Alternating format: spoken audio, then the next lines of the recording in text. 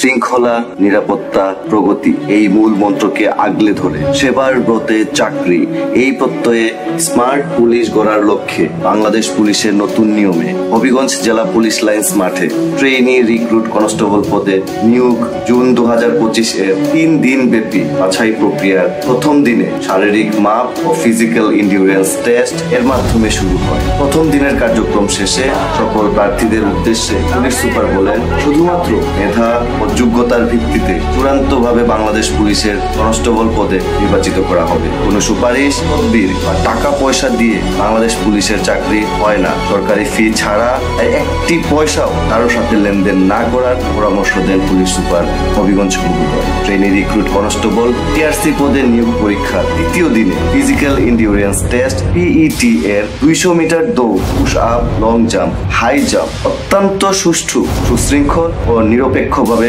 সম্পূর্ণ মেধা ও যোগ্যতার ভিত্তিতে কার্যক্রম সম্পন্ন করা হয়। পুলিশ লাইন্স মাঠে অত্র হবিগঞ্জ জেলার পুলিশ সুপার মহোদয়ের প্রত্যক্ষ তত্ত্বাবধানে গত 14/8/2025 তারিখ বৃহস্পতিবার সকাল থেকে এই বাছাই প্রক্রিয়া কার্যক্রম শুরু হয়। ট্রেনি রিক্রুট কনস্টেবল টিআরসি পদে নিয়োগ পরীক্ষার তৃতীয় দিনের বাছাই কার্যক্রমে গত 13 এবং 14 তারিখ 2 দিনের বাছাইয়ের উত্তীর্ণ প্রার্থীদের নিয়ে 15 আগস্ট 2025 খ্রিস্ট সকাল 08 ঘটিকা হতে পুরুষ প্রার্থীদের 1600 মিটার ও নারী প্রার্থীদের জন্য 1000 মিটার দৌড় প্রতিযোগিতা অনুষ্ঠিত হয়। এরপর হবিগঞ্জ জেলা পুলিশ লাইন্সে ড্র্যাগিং ও রোপ ক্লাইম্বিং ইভেন্ট সম্পন্ন হয়। 3 দিন ব্যাপী বিভিন্ন ধাপে শারীরিক সক্ষমতার উত্তীর্ণ প্রার্থীগণ লিখিত পরীক্ষায় অংশগ্রহণ করবে এবং লিখিত পরীক্ষায় উত্তীর্ণ প্রার্থীগণ মৌখিক পরীক্ষায় অংশগ্রহণ করবে। কনস্টেবল নিয়োগে মেধা ও শারীরিক সক্ষমতাই একমাত্র যোগ্যতা, আর তাই তৃতীয় দিনের বাছাই শেষে ভিন্ন প্রার্থীদের উদ্দেশ্যে পুলিশ সুপার মহোদয়